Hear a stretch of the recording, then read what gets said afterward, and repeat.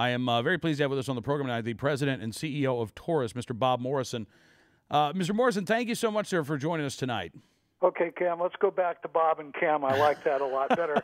And thank you for having me. I'm outraged by President Calderon's recent activities. As you are, I'm well informed on it, and I hope you give me some time we can talk about it because this is outrageous. Yeah, let's start. I mean, you heard the accusation by President Calderon. I mean, what is your first response? Well, obviously, this is it has some weight behind it by our own government, starting with Democratic Senators Dianne Feinstein, Chuck Schumer, and Sheldon Whitehouse, and taking a position against the firearms industry in a different sort. Lurking around in the background, of course, is the Brady Bunch. Mm-hmm. And it's President Obama's way of going after the gun industry, which he's wanted to do from the very beginning, but felt threatened by what might happen as a result of the activities in the past.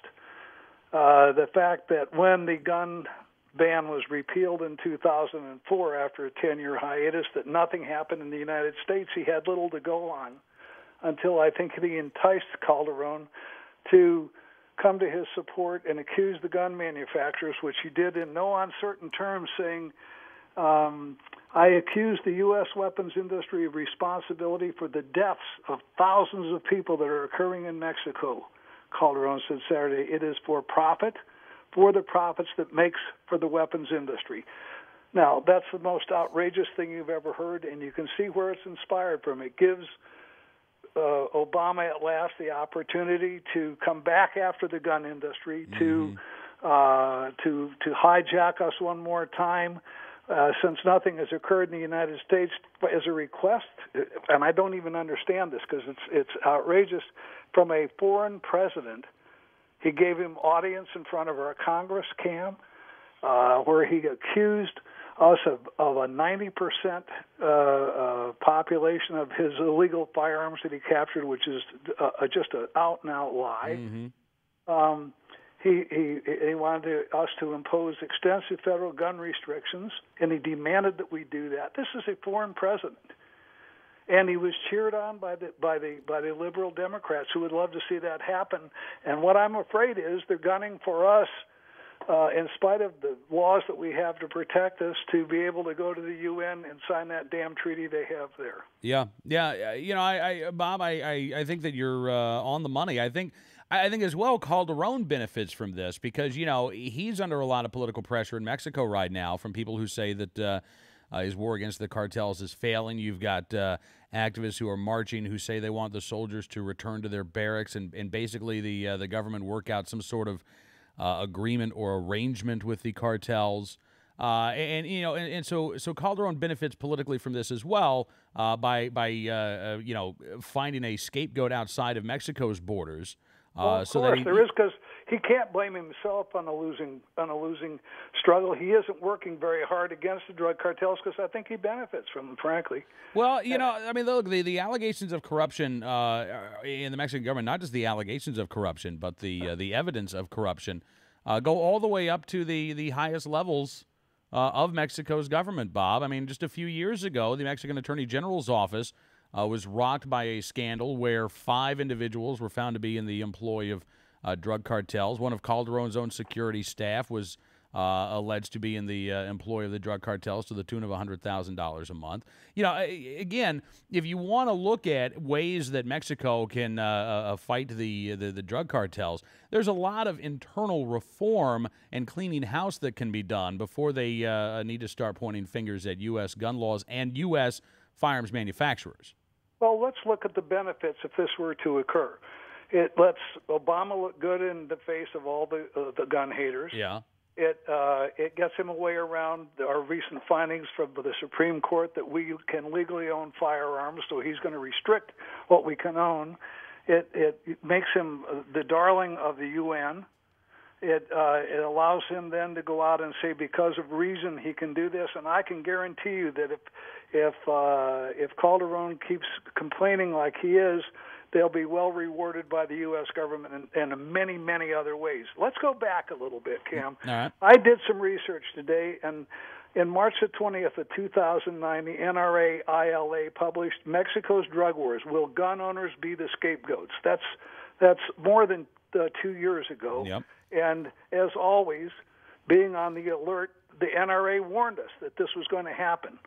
They warned us that this was going to occur. They told us what the solution might be for both Mexico and the United States, and the whys and wherefores. That's in the document that's still online at the NRA website, and I encourage everybody to look it up. The title is "Will Gun Owners Be the Scapegoats?" Yeah, and you're right. Those who were paying attention to this could see this coming. I mean, you had very early on in Obama's tenure, Eric Holder say that they wanted to reinstate the semi-auto ban. That was smacked down pretty quickly by 65 House Democrats who wrote a letter to Eric Holder saying, we're not going to vote for anything like that, so you can stuff that piece of legislation back in your pocket. And so now we've seen the Obama administration, as you say, try to work around Congress, look for ways to exploit any opportunity that they can to push for gun control. And clearly this is a mechanism by which they are trying to drive gun control legislation. This, as well as, going back to 2007, things like the no-fly, no-buy legislation, toying on people's emotions, preying on their fear. That's their stock and trade these days, Bob. Well, let's talk a little bit about just a tiny bit of recent history, and look at. They've tried every other means possible to put us out of business in the firearms industry, and we rallied and presented a common defense against the baseless lawsuits, the harassment of legal practices, and the federal gun restrictions that they put on us. So there isn't any way to get to us legally. And I'm going to tell you something. There's and you know this. There's a Protection of Lawful Commerce and Arms Act, yes, which was House Bill number 1036 that was passed. And in it, and I'm going to quote. I know you don't like people reading, but I'm going to quote something to you. And the first part is sort of thin down of it. It says businesses that have arms shipped or transported in foreign commerce. Now, this is a quote right out of that law. Are not and should not be liable for the harm caused by those who criminally or unlawfully misuse firearms products or ammunition products that function as desired and intended. Okay? Mm-hmm. So they can't get at us through a lawsuit because that protects us from the Legal Commerce and Arms Act. And so there's not much left but presidential fiat and executive order that would reinstate the senseless ban on what they called assault weapons. Yeah. And that's what they're trying to do. It's trying to go around the law, trying to go outside the courts and present a really, really terrible imposition on our rights and our freedoms in this country. And I am very, very upset this evening. I'm so glad you let me come on. Oh, absolutely, Bob. I have the feeling you'll have the opportunity to talk more about this because I don't think the threat is going away anytime soon. I don't think the Obama administration's plans and Senator Feinstein, Senator Schumer's efforts to restrict our Second Amendment rights are going to stop anytime soon. So I'm sure there'll be plenty of opportunities for you to come back on in the future and talk about this stuff. I always appreciate being on with you, Cam, because you let me say what's true and you let me say what's really real and what's happening out here. The firearms industry is outraged by this. There's nothing that they can do other than try to come at us with a senseless new regulation that won't cure anything, won't stop anything, but gives them the opportunity to go to the UN and sign that awful treaty. And Cam, I hope that isn't what's happening, because if we don't cry out right now, and your listeners don't go to their Congress people and make their feelings known, the only thing that we have is to threaten that we won't vote for them again. Yeah. And that's the only threat we have back, because other than that, they represent us, and I'm upset about this. Now, fortunately, we have control of the House, so the first place to go is your representative, and then if you have a sensible senator, perhaps you can get to them. But by gosh, I'll tell you what, this is the sound of the Paul Revere again. This is the beginning of a very, very restrictive time for us if we don't do something today. Absolutely. Bob Morrison, the president and CEO of Taurus, joining us on Cam and Company. Bob, thank you again, and we'll talk to you again very soon. Thank you, Cam.